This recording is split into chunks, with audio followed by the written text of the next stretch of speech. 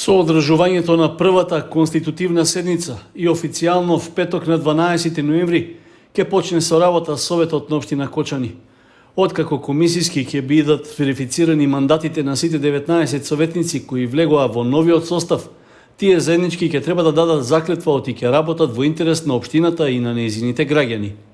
Потоа ќе се премине на работниот дел за избор на председател и членови кои ќе ги формираат 11 комисии во состав на Советот.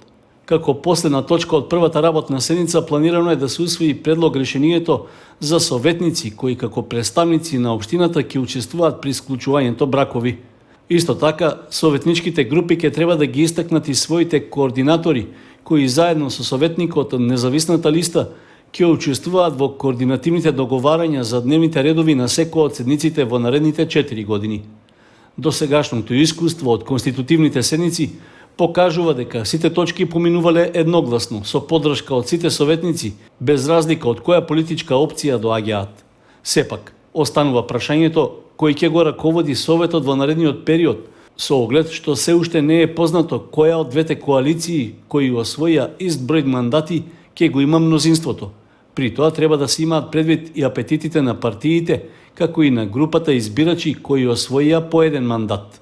Од 19-те избрани советници, 5 мина веќе седеле во советничките клупи, а 8 членови на Советот на општина Кочани во овој состав ќе бидат жени. Основното училиште Свети Кирил и Методи од Кочани го освои првото место во државата во акцијата за собирање отпадна пластика што ја организираше НЛБ Банка од Скопје. Учениците од нашето училиште собрале 930 килограми пластичен отпад, со што ја освоија паричната награда од 3000 евра, што ќе бидат наменети за унапредување на условите во училиштето и наставно-образовниот процес. Второто место во акцијата и наградата од 2000 евра му припадна на основното училиште Тошо Велков Пепето од Кавадарци со собрани 705 килограми, а на третото место е основното училиште Блаже Кониски од Велес со собрани 584 килограми отпадна пластика, за што наградата е 1000 евра. Во едномесечната акција што се одвиваше од 27 септември до 25 октомври годинава, се вклучија вкупно 70 училишта на територијата на целата држава. Од нив 34 беа во Скопје, а 36 во останатите градови од државата. Акцијата се реализираше во соработка со локални постапувачи со отпад, како и со јавните комунални предпријатија, кои беа задолжени за мерење на собраниот отпад и транспорт до колективните центри за складирање и рециклажа. Една од целите во годинешната акција беше да се сврти вниманието на јавноста колку е важно децата уште од најрана возраст да научат да селектираат и да рециклираат отпад и на тој начин да придонесат кон зачувување на животната средина и природните ресурси. НЛБ Банка изразува благодарност до основните училишта и учениците кои се вклучија во акцијата и со својот придонес помогнаа во остварување на извонредниот резултат да бидат селектирани и рециклирани вкупно 10 тони пластика. Се проценува дека со рециклирањето на 1 тон пластика се заштедуваат 7200 киловат часови електрична енергија, што е доволно за нормално функционирање на едно просечно домаќинство цели 7 месеци. Освен тоа, со рециклирањето пластика се заштедува 80% од вкупната енергија што се користи за производство на нови пластични производи, процес што е еколошки штетен заради употребата на нафта и други фосилни горива.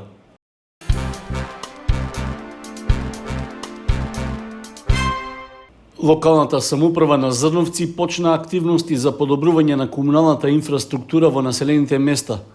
При тоа активностите се насочени во селото Мородвис. Се работи на санација и поправка на дефектите и делови од секундарната и приклучна водоводна мрежа во селото. Потоа ќе следи нејзино зонирање.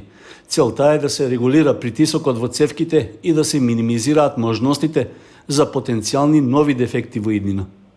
Целата активност е планирано да се заврши до крајот на оваа недела.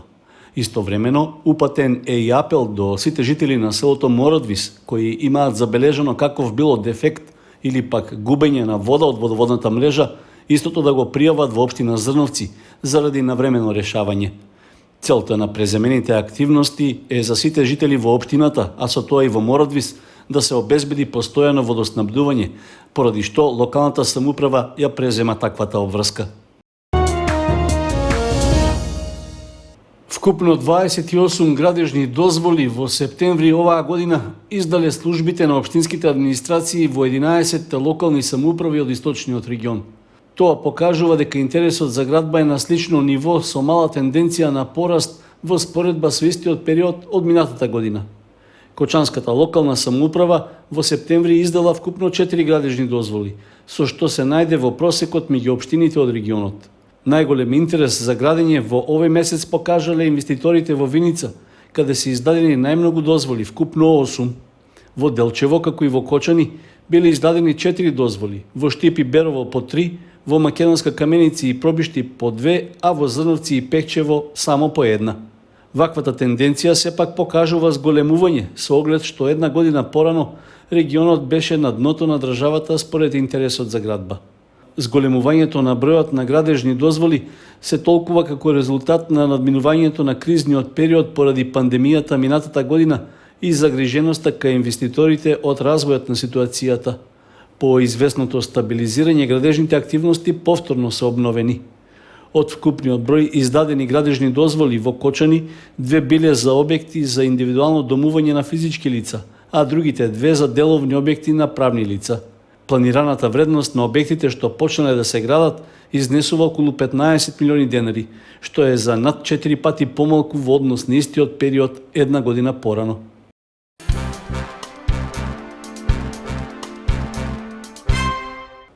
Стихозбирката Сезона на Пелинот од поетесата Љубинка Донева од Кочани е добитник на признанието Даница Ручигај од Друштвото на писателите на Македонија.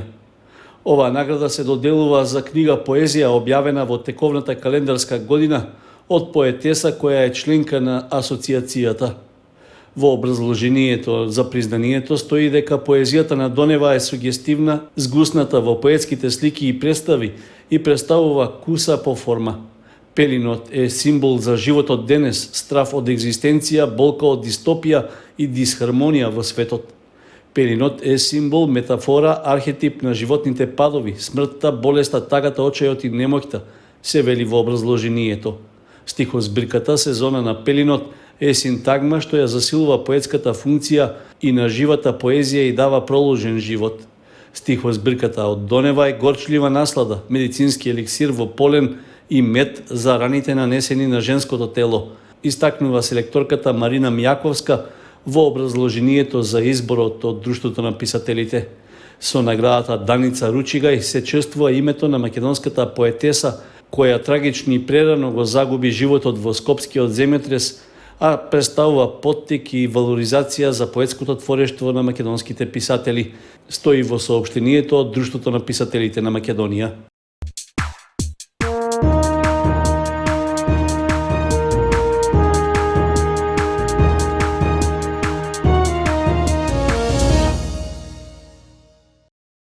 Второ и трето место освоија екипите на фудбалската школа Фудбал Старс од Кочани на турнир во мал фудбал за деца Азури Куп во Радовиш.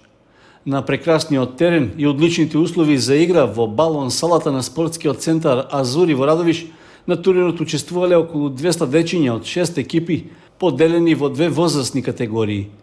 Надпреварите биле проследени од бројна публика, а изобилувале со убави акции и многу голови.